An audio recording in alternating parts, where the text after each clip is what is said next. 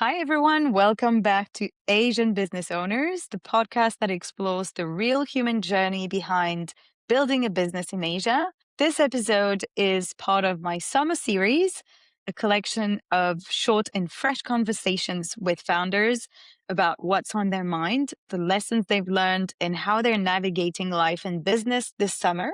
Actually, we are remotely recording, and I am recording from a room at the Hive in Causeway Bay, my venue partner for this series. And one thing I've learned is that building a business can feel very lonely. And that's why I wanted to record the summer series at the Hive, a place for founders. They can work from, connect, and be part of a community. So if you look to meet other business owners, check out their 6 locations across Hong Kong. Hello, Sarah. How are Hi, you? how are you? I'm I'm wonderful, good. thank you. So you're in Thank Pakistan you. now for the summer. Yes, I'm in Karachi right now. If you can introduce yourself. So can you tell us what your business is, where you're from, and what's your mood today? Ooh, I like the last one. Okay, so I'm Sara. I run a business called Sara's Henna. I know it's super original. I'm I used to introduce myself as a henna artist, but over time I've realized that what I do is so much more than just henna art.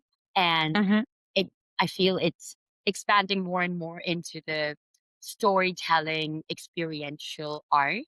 It's about mhm. telling your story through any medium that I can find, to be honest. Whether it's, Okay. on the walls, whether it's on the floors, in studios, it's just creating Hmm. spaces that tell stories. I started my business in 2012. I Yeah. started the brand in Hong Kong, and I feel Mhm. if I wasn't in Hong Kong, I don't think I would have ever started this henna business. It's so Oh, yeah. strange. Why? Because honestly, so I'm from Pakistan originally. I moved to Hong Kong when I was 10 years old. Now, in Pakistan, you would think henna art originates from our culture, right? So it Mm, originates from India, Pakistan.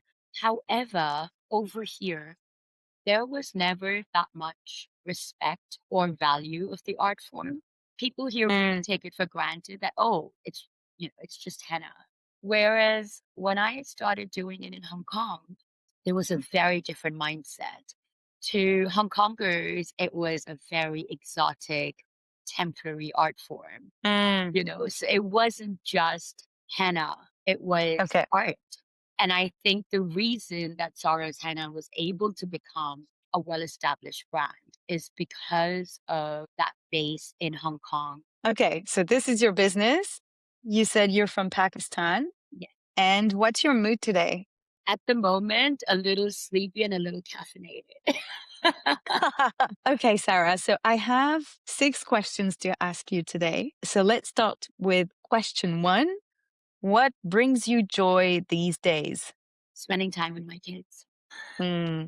Basically, we recently moved back to Hong Kong after being away for 10 years. As I moved back, I went straight into a full time job in order to support the family. And that really took away a lot of time with the kids while they were already going through a very hard period of adjusting in a new place. So now that I've gone back to doing my own business as of last December, it's just Mm. been really, really good to be able to have that time with them again. Secondly, I would say I love the fact that I have left myself open to the universe and any opportunity that comes by, I just grab it. That's given me a lot of joy. I imagine. You were away, you were not in Hong Kong. You said you came back to Hong Kong. Where were you before? So when I got married, my husband lived in Dubai and my in laws lived in Pakistan. So I moved right after I got married, like third day, I moved to Dubai for 1 year. And as we started to then have a family, we moved to Pakistan. So I've been in Mm. Pakistan for 10 years. When my kids got a little older and I felt like, okay, it was the right time to bring them to Hong Kong. Just safety, independence, freedom when we Mm, moved back to Hong Kong. So okay. it's been 3 years since I've been back in Hong Kong now. Okay. But you were in Hong Kong since you were 10, and Yes. then okay. So it feels like home to you. Oh, it's always been home to me. Next question. What's something you've changed your mind about this year? So since January. I think the biggest thing that I've kind of changed, not my mind, but my perception about is how I view myself and my art. As I mentioned earlier, I realized that I've kind of gone away from just being a henna artist. And I find that there's so much more joy in constantly expanding the art form, Okay. breaking the boundaries and seeing what more it can do. I think that's been a very big shift in mindset since Okay. January, actually. Personally, the biggest thing that I've changed about myself is I have learned to put very healthy boundaries where before I Mm, had none. I was always being okay. told, I can't say no. So this year, I'm making a very, very conscious effort to place healthy boundaries, be with the right people, be with the people Okay. who lift the energies up, and yeah, Mm. kind of change the personal landscape around me as well. You started saying no in your personal life and yes in your business, for your Yes, business, like for more opportunities. So how exactly do you like what change in your business, like since you expanding and you open to new opportunities? What are you referring to, if you have an example? I got an opportunity to work with the AIA Carnival, and I created Mm-hmm. this massive coloring wall. It just brought me so much joy. And Mm, honestly, as I put out those energies of creating that kind of work, I kind of get got more opportunities along that line. Just before coming here, I worked with Canadian International School, and I got to create a mural with 25 year sevens. We had 3 days to get these kids to create an entire mural. And the end mm, result was just absolutely phenomenal. We'd not planned it. And I feel like before I was just like, okay, I'm a henna artist. I would just take bookings for henna art. Whereas then I was like, mm. well, I love to paint. I love to draw.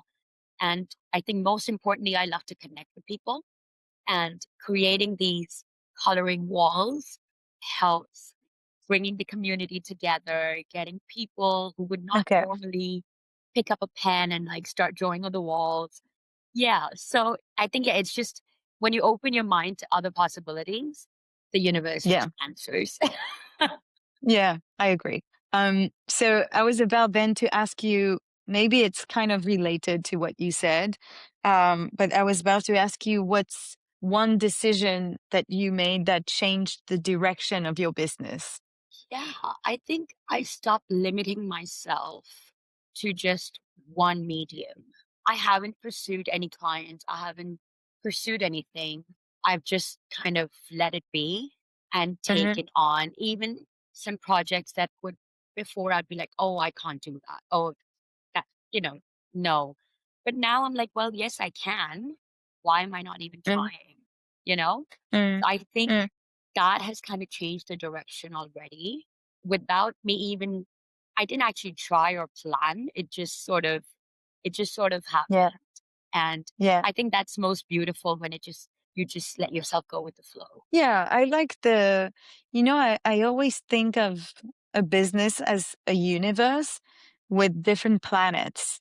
I like that image. Well, I like like mental images like that because you have your business, like the core of your business, whatever your business is, but you can explore all the things around your business. For you, for example, it doesn't mean you're a henna artist, but yeah, why not painting on the walls, for example? Murals. It's also something you can do. Or even for my podcast or my marketing agency, I can record podcasts, I can organize events, I can partner with brands. There are many things around the core business that we can do. And actually, as long as it makes sense, as it's Absolutely. aligned with your business and who you are, I think that's fine, you know? Absolutely. I think it's about the main ethos of the business, right? And your Yeah. values. As you said, if something aligns, then why not? And I Yeah. realized the core ethos of my business has never been about the art. It's always been about the connections and the experiences I'm providing. So And, mm, anything that fits into that kind of category and that general base, I'm good to mm. explore. My next question is, what can't you stop thinking about these days? What are you obsessed with? Can I give you a really terrible answer? Yes, yes, please. Food. It's so bad. I went on this whole strength training and like fitness journey, right? The last 7 months in Hong Kong. And then I come to Karachi and literally I'm like, I am eating my way through Karachi and I'm thinking of my next meal while having the one because I have missed the food here so much. You don't get Yeah. this kind of stuff back in Hong Kong. And yeah, so literally like all I'm doing is just eating and eating and eating more here. It's really, really bad. So yeah, Well, that's one. this is, yeah, this is also, I mean, I think it goes with holidays, right? It goes with Yeah. summertime. Okay. So if imagine 1 year from now, if we were recording another episode, what do you hope will have changed in your business? So I have two major goals for Okay. this coming year. Mm-hmm. One of them has been my dream for the longest time. It's to publish my own coffee table book. And this would Mm-hmm. be about experiences around henna. And Okay. so I've been quietly, I say, I've been working on that. And I just feel like that's something that needs to happen now. Like it's the right time. So that's Okay. one. And the other That's a thing big one. is it's a big one. It's been on my list for a while, but I feel till now it wasn't the right time for it. Mm. Now I think I'm actually ready to get it going. And why? Why do you think now is the right time? I think I'm just in the right mental space and in the right energy of it somehow. I don't know Mm. if that makes any sense, but I follow Okay. my intuition a lot. Like that's one thing that I always go with. Mm. And now I'm like, it's going to be done. And I get the it. other thing is that I am looking into is something I've been planning with a friend across the world for quite some time now. So we'll be doing our first ever henna retreat.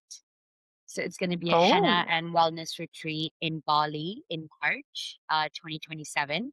We've got the date, we've wow. got the venue, and I am so excited. And I hope that that will just be the first of many in Southeast Asia. Um, at the Mm. moment, we don't have any in Southeast Asia. We have one in LA, we have one in the UK, we have one in Morocco, but there has not been a henna conference or a henna retreat in Southeast Asia. So I'm currently planning that. So that's going to be a big one, which I'm really excited. So exciting. Yeah. You Yeah. have, Yeah. I mean, the two things you just told me are huge. I mean, Yeah. very ambitious project, and I love it. Tell me more about the retreat. How, like, okay, in Bali in March 2027. How many people? Can you tell us a bit more? Like, what's the plan? What the Sure. schedule of these days? How many days? So the idea is it's going to be from the 19th of March to the 21st. It'll Okay. be a 4-day, 3-night retreat in Ubud in Bali. So we've got this gorgeous, gorgeous location in the middle of the rice fields. The whole idea is so my entire henna journey was inspired by a henna retreat that I actually attended back in 2013 in Los Angeles. It blew me away at the fact that all these people, I think there were about 80 people in that retreat. And I had won my ticket to the retreat from an international henna competition. And that retreat, honestly, Carmen, it changed my life. Like, it Wow. opened my eyes to how much henna can actually do. And that's where my love of community kind of began. Seeing all these people come together from like US, from Canada, from Australia, from all over, and they'd come together for 3 days in this forest, enjoying the art that we love most. And I have never felt more at home or belonged in a place before.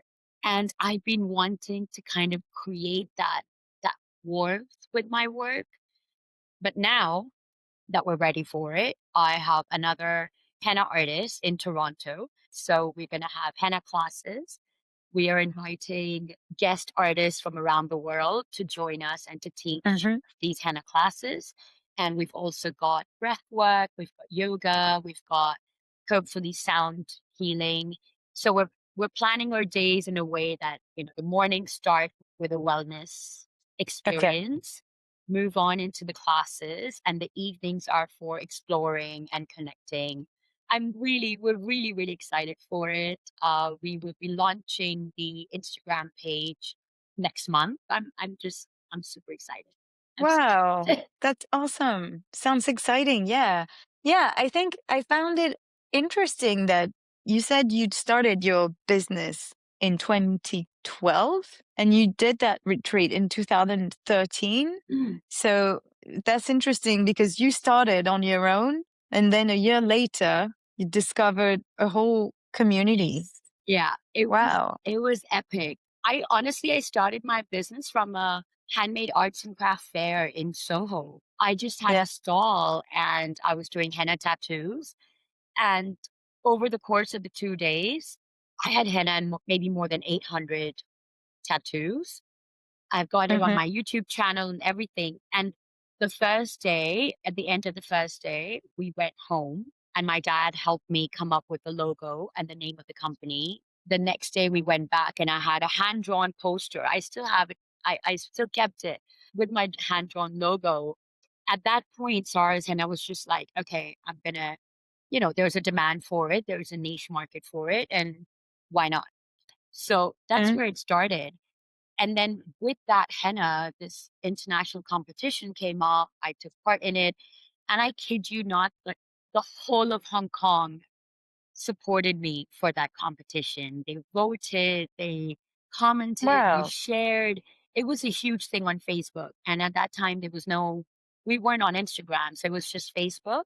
I was working with studios, I was working with photographers, I was working with models.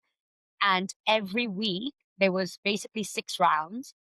And every week we had 48 hours from the time we got the concept to the execution. And we had 48 hours to plan the henna, execute it, post it online. And then it was Mm. based on votes. And so I had the most amount of votes, because of which I was able to go for this henna conference.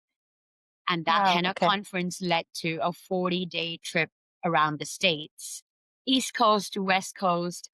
I hennaed my way through. That experience has just kind of shaped the rest of my henna career and Mm. journey after that. Mm. Before I move on to the last question, I would just like to know quickly because I'm maybe people are not familiar with henna.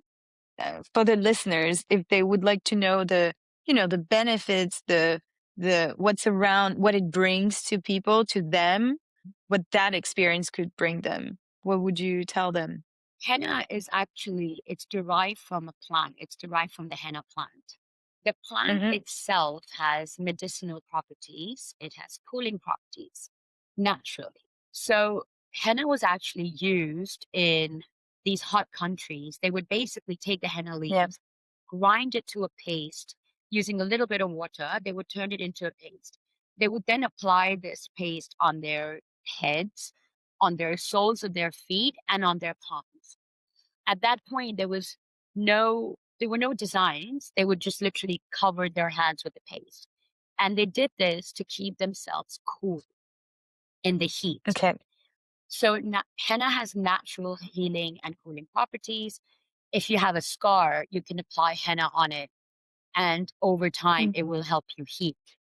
Henna has been used as a way of one, healing throughout centuries, and two, as a way of adornment to adorn brides on their special day. So, henna also is used as a symbol of good fortune and good luck as a new beginning, which is Okay. why it came into being for brides, especially in Mm, South Asian cultures.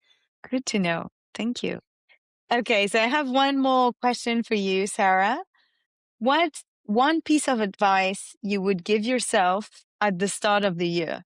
Now we're halfway through the year, but if we were back in January. Um, Honestly, the one thing I told myself at the start of the year, and as I had just finished a very secure, stable, full time job, and I was going back into this business full time, I had to tell myself not to freak out on the slower months and just trust the process. Mm, Because when I first started my business, I was, like I was solo, I had no responsibilities, nothing. I was just mm, enjoying running a business, traveling the world, and it was a very kind of free, yeah, nomad yeah. kind of life. Whereas now that I've gone back into the business and taken that leap of faith, I have two Hmm. kids, I have responsibilities, I'm, living in Hong Kong, which is not a cheap place to live in.